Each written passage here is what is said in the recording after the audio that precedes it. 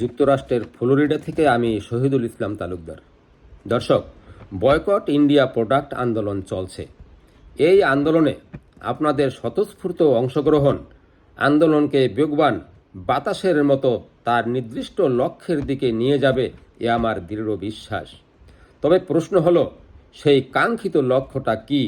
আমি মনে করি দেশের শতভাগ মানুষের সেই লক্ষ্য সম্পর্কে সচেতনতা বোধ থাকা উচিত। হ্যাঁ, পরিষ্কারভাবেই থাকা উচিত, নতুবা আন্দোলন মাঝপথে মুখ থুবড়ে পড়বে। আর এটা যদি নির্দিষ্ট গন্তব্যে পৌঁছার আগেই থেমে যায়, তাহলে জাতি হিসাবে আর মাথা তুলে আমরা দাঁড়াতে পারবো না। কেননা শত্রু যদি তার দুর্বল অবস্থান থেকে সবলতা ফিরে পায়, তাহলে তাকে পুনরায় দুর্বল করা আরও কষ্টসাধ্য ব্যাপার হয়ে দাঁড়ায়।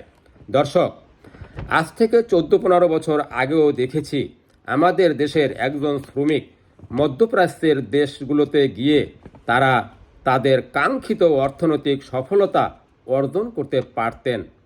কিন্তু ইদানিং লক্ষ্য করা গেছে একটানা 5, 7, 10 বছর থেকেও তারা অর্থনৈতিক সফলতা দূরের কথা, যে সমস্ত সম্পদ জমিজমা বিক্রি করে তারা বিদেশে গিয়েছিল সেই পরিমাণ টাকা পয়সাও তারা জমা করতে পারে না।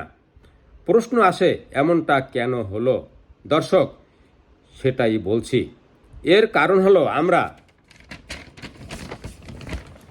আমাদের দেশে বেকার সমস্যার ক্রমবর্ধমান চাপের কারণে বিদেশের সাথে পারিশ্রমিক নিয়ে দর কষাকষি করতে পারছি না। অতএব দেশের অভ্যন্তরে বেকার সমস্যার চাপ কমাতে হবে। সেক্ষেত্রে 26 লক্ষ ভারতীয় শ্রমিক যারা বৈধ অবৈধভাবে বাংলাদেশের অভ্যন্তরে কাজ করে, তাদেরকে বের করে দিতে পারলে রাতারাতি বাংলাদেশে 26 লক্ষ বেকার মানুষের কাজের ব্যবস্থা হবে।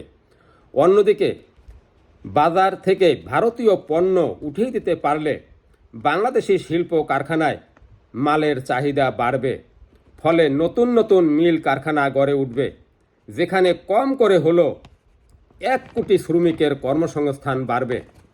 দর্শক, বর্তমানে মধ্যপ্রাচ্যে কর্মসংস্থানের ক্ষেত্রে মানবতার জীবনযাপন সে তো আছেই, তার উপর নারী পুরুষের দাম্পত্য জীবন ধুলায় মিশে গিয়ে সামাজিক অপরাধও বেড়ে যাচ্ছে।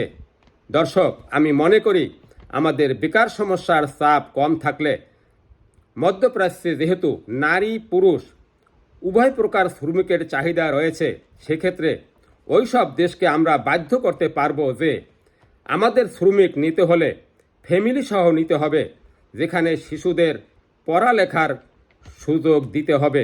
দর্শক, আজ এ পর্যন্ত। ভালো থাকবেন। আসসালামু আলাইকুম।